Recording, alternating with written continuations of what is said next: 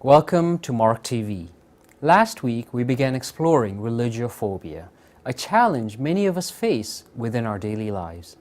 Join me, Kazim Merali, as we continue to hear from community leaders and activists as to how we can address this phobia and move from tolerance to understanding.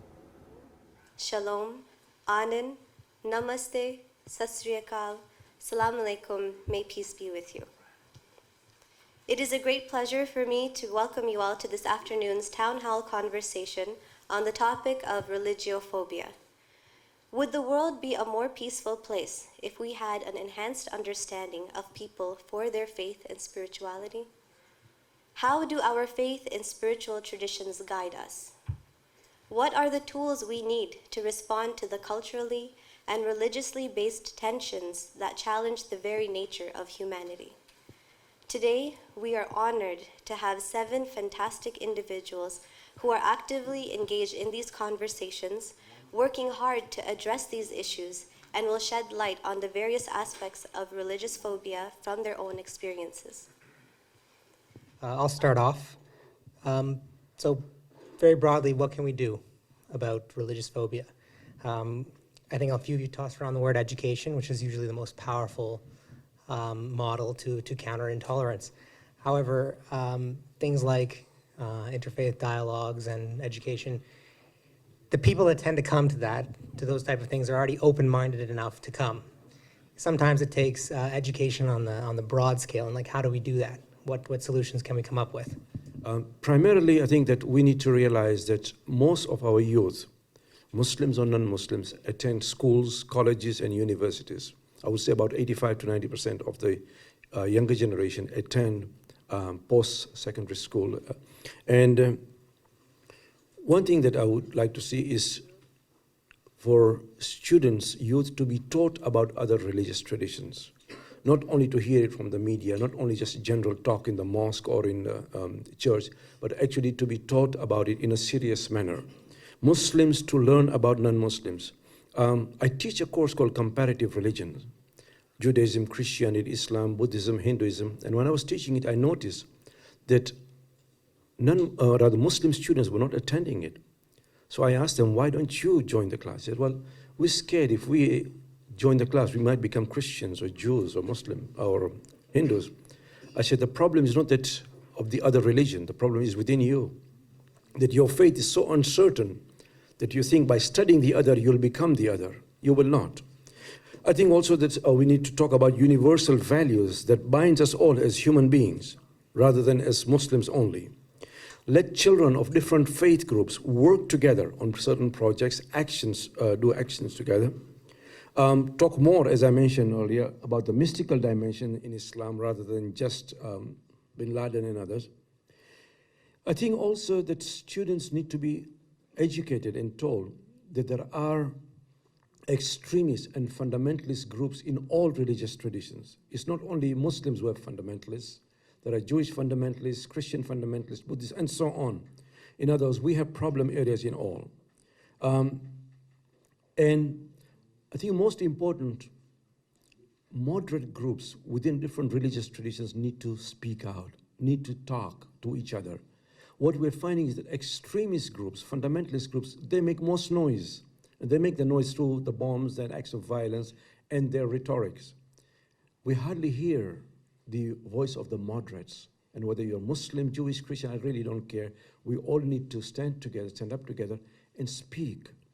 I'm often asked that how come Muslims don't speak out against terrorists? How come Muslims don't speak out against ISIS and so on? My response is to start with, when Muslims were being massacred, according to UN figures, over 500,000 children, UN figures, 500,000 children were killed in Iraq during those 10-year sanctions against Saddam. Did you know that? We didn't hear non-Muslim voices. In other words, what I'm trying to say is that we all as human beings need to stand up and speak out together. Whether it is Muslim, Jewish, Christian, children dying, it's wrong and it's wrong. As human beings, we should all feel it. If we don't, then we need to question our humanity and we need to question our own religions. Thank you. I think that for me, one of the things that I encourage people who come to me, and they'll often, especially when I was working directly in the Muslim-Christian Dialogue program, and they were so like, how could you do this? You're such a traitor. How could you possibly be friends with them? And and they would cite stuff from the media as their source of why they could have this opinion. And that was somehow more authoritative than the actual relationships that I was involved in. And so one of the things I started to do was to say to people, okay, well, if you can start to watch media from 4 different sources, from 4 different countries' sources, from 4 different communities' voices, and still hold that opinion, then come back to me.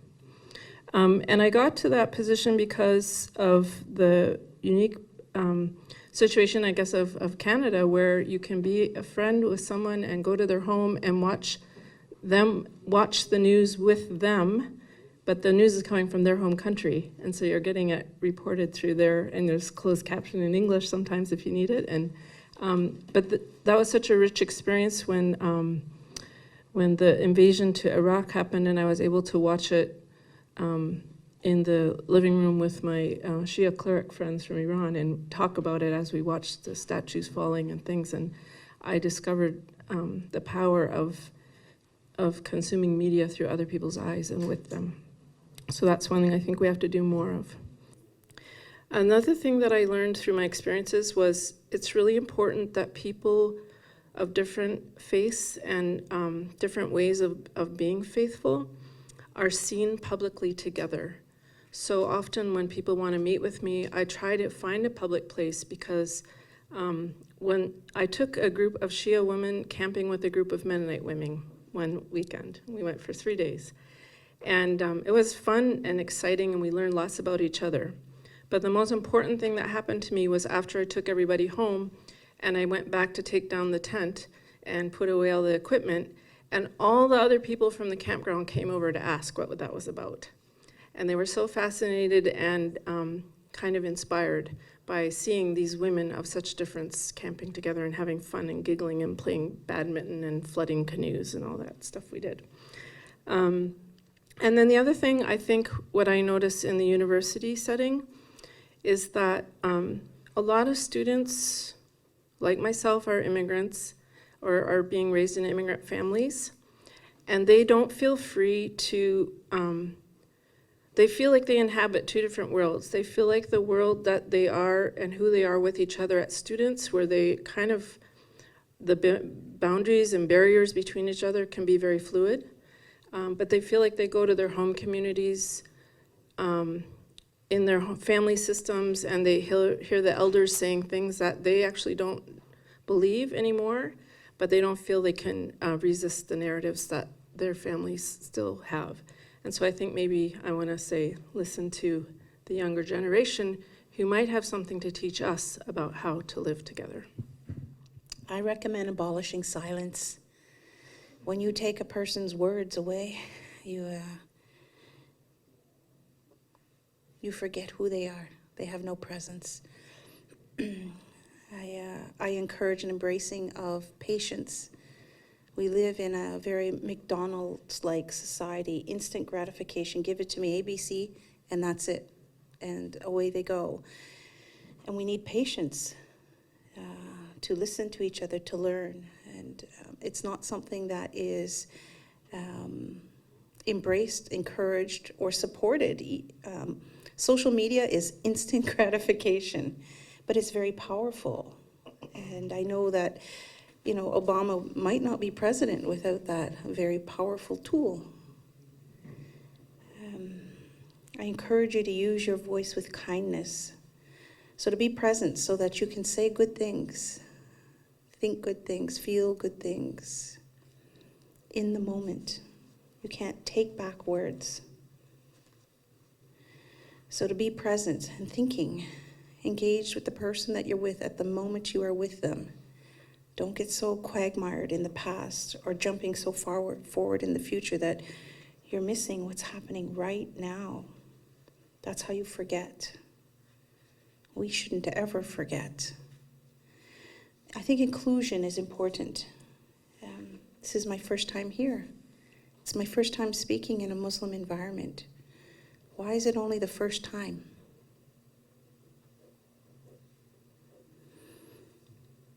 It shouldn't be. You're in my home.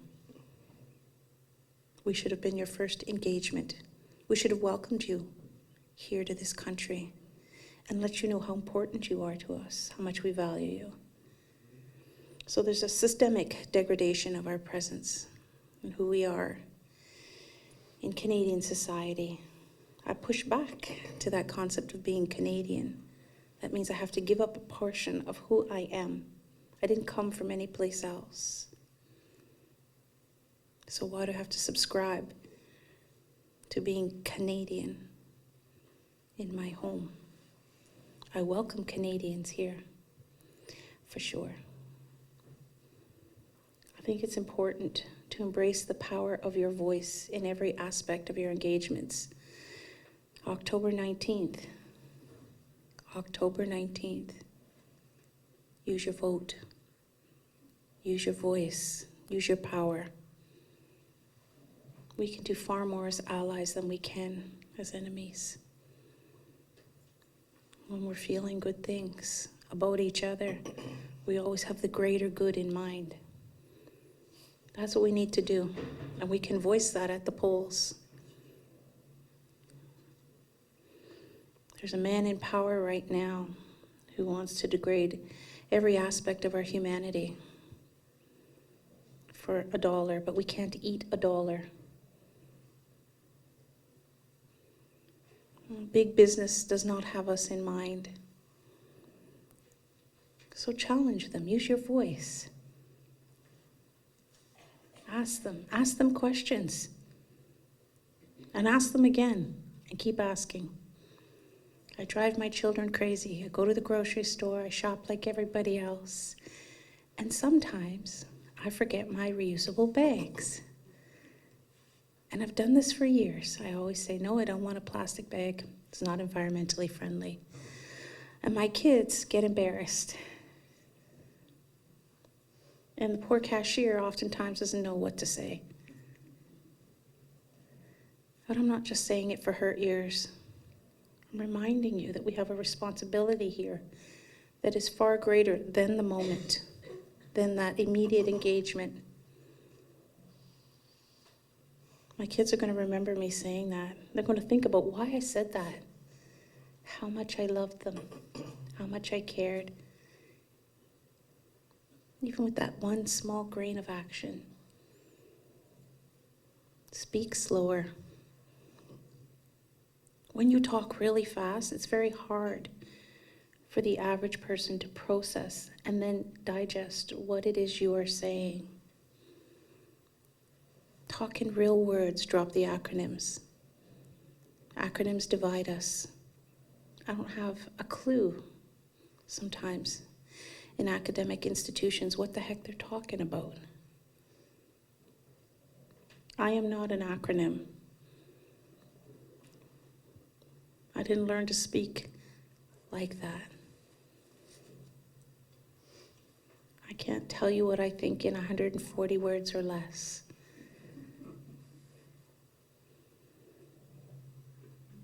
I think 10 minutes is not long enough to speak. But it is long enough to transfer the truth. So that's the way that I would use. Miigwech. I was once, because I did so many workshops in police training on hate crime or going into schools and so on, someone said to me once, can you just put everything into a manual? And so we did a manual years ago called Taking Action Against Hate. But I gave it a subtitle, Protection, Prevention, and Partnerships. And it highlighted for me that there's too much buck passing. You know, the teachers want to say it's in the home and it's the parents who have to do it, and the police say it's the community that's doing this and that, and the community says it's the police, and I say it has to be all. So the protection, our work is about protection. Well, it's the protection of the law. We have laws, we have policies. The challenge is in the implementation of those, and those laws and policies need to be strengthened. They need to be communicated effectively. I had the quick list of them up there, but people can play, the politicians, a lot of them, on people's ignorance. They can just use propaganda techniques to convince people that employment equity is something that's going to undermine all the standards, or, you know, what have you. So we need the protection of the law and the people in every area that can help with the implementation. So protection in school, for example, means that every child needs to know to whom to go to report. And similarly, in communities, how you report to police, and so on. So protection. Then there's the prevention. I think we've covered that already. That's education in all of its forms. Training, skill building, the education for multicultural, anti-racist equity starting right in early childhood, but also police training, judicial training, you name it, in all of its forms. And that's where the dialogue, the education amongst ourselves, good information and countering misinformation, the systemic training, understanding the phobias and the isms in all their forms. So prevention. And then the partnerships, real partnerships. The police will tell you that they've got to have each other's backs, right? And that if they're going to have a problem, they fight it out inside, not publicly. But we have such divisiveness within and between communities. So partners do have each other's back. The dialogues, organizations like the Canadian Association of Jews and Muslims, or partners, parents with teachers, parents, police, and pupils, partnerships, the clergy, the interfaith work, real partnerships who make every effort to understand each other and put yourself in the other's shoes. You speak about listening and learning. We need to create the safe spaces for that to happen. Safe spaces within and between. Right now, if you're a Jewish person who feels a certain way and has certain kinds of empathies, maybe we would say, for want of better language, on the left, there might be somebody in the Jewish community who screams and yells and calls you some kind of traitor because they're on the far right. There's not a safe space to have the courageous conversations. Our Arab-Jewish dialogue created that safe space to talk about our differences, but more our similarities and what we all wanted. We could go on and give other examples, but protection, prevention, and partnerships, and having this struggle on all the fronts, not just putting the responsibility and the blame and the obligation on any one part of the sector, public and private. If I can add a word for just 30 seconds, I think the way to overcome this phobia is to look at what's happening right now. We have literally hundreds of thousands of refugees in Europe. And the irony is this, that it is the Christian West which is welcoming Muslim refugees. In other words, they do not look at their religion, they look at their humanity. How many Muslim countries have actually welcomed these refugees? Think about this. And I just want to end one of my favorite lines is a Mexican who was detained in America for being illegal in America. And he said, "I did not cross the border crossed me." One question. Thank you for all the hard work in putting this together. Karen, I found myself in a position last year, feeling strongly not to do unto others what I don't want done unto me. I was at a meeting of Equity Elementary Teachers of Toronto, and I had brought with me a brochure where we share events.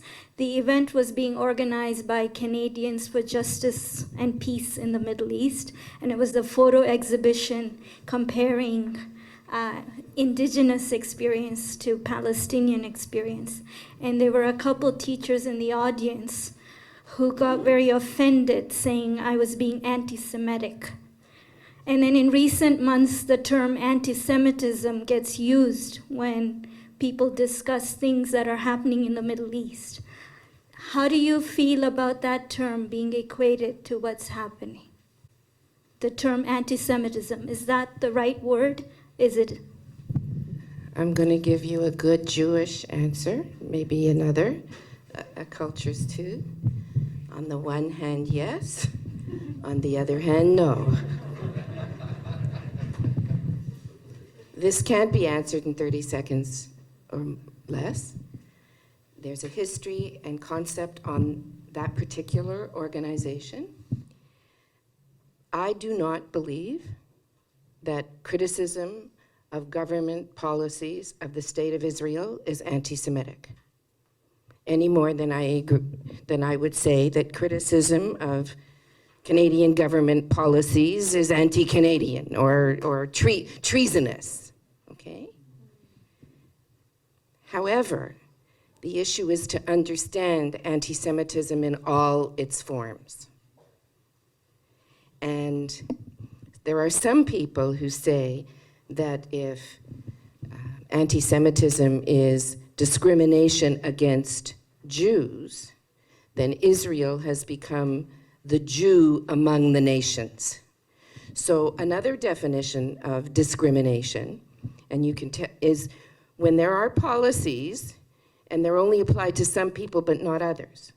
That's a systemic discrimination, okay? We do that in the human rights. I know there's people here from the Human Rights Commission. Let's say you're not allowed to, I don't know, you're not allowed to do something in school. You're not allowed to be late, right? And the only ones who are singled out for being late are the people of color. You see, so yes, there's a policy. You're late, you violated the law. But if you're the only one who's singled out, or you can show that there's a systemic bias, then that could be called racism. So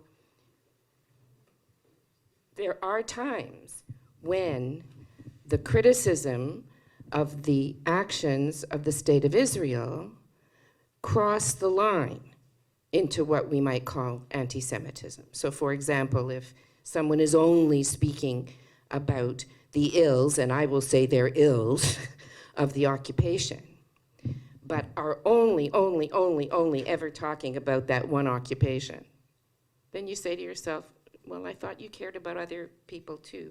Why has that become the raison d'etre? Or if people who are in the organization called Canadians for Justice and Peace in the Middle East don't want to have the conversation, as for example, even though I would say that with the organizations that I'm involved in, the Canadian Association of Jews and Muslims, J-Space Canada, we would say we are pro-Israel, pro-Palestine, pro-peace. And we want human rights and dignity for us all. That, first of all, is even in the Declaration of Independence of Israel, and we want the policies to change. But it's also, in my culture, in my religion, we are mandated, we are instructed, it is a mitzvah to welcome the stranger, to treat people with civil and human rights. That is a Jewish value. But when I'm not allowed to come in and talk about how are we going to ensure justice and peace in the Middle East for all people, and that organization says, what are you going to do? Start coming and telling me, and they're rude because they don't really want to talk about justice and peace for Jews and Jewish Israelis in the Middle East. Then we have to talk about what is that about, because I want justice and peace in the Middle East for everyone, for Palestinians, for Muslims, for Jews, for everyone. So it's complicated, but again, I want us to, as I said earlier, understand the other. The theme of the event we're going to have November 8th at the Noor Cultural Center, the Canadian Association of Jews and Muslims, is called We Refuse to Be Enemies. And so at times, I didn't see the exact exhibit, but there are times when Israel is vilified and people deny its right to even exist, period. And want to accuse it of the worst crimes of the 20th century. And want to say that, use language that is so hateful and so dismissive that you would have to say, if they don't feel that way about other nations, it's the only nation they think that doesn't have a right to exist, that becomes systemic anti-Semitism, because they have singled out that state on that criteria. And you know what? I should have given you my other disclaimer. There's one that I often use that says, I know you think you understood what you thought I said, but what you don't realize that what you heard me say is not what I meant. So you have to remember that a 30-second or a 2-minute conversation isn't enough, because I've probably said about 6 things that people would disagree with, and it demands that we have the safe space to have the conversation. Because if I lived in Israel, I'd be one of the ones that was championing, treatment of immigrants and ending the occupation and all the rest. I live here, and I still think that they should do that, but I don't agree that we should allow that, people can undermine the peace process by lobbing bombs constantly, into Israel. So it's complicated. I would love to come to one of your meetings and talk further in a safe space where we deal with the issues and where we're not vilifying the other, because we need to have aspects of international law, we need to have aspects of humanity and humanitarian, we need to understand these issues from all points of view. And I would take an anti-oppression analysis as well.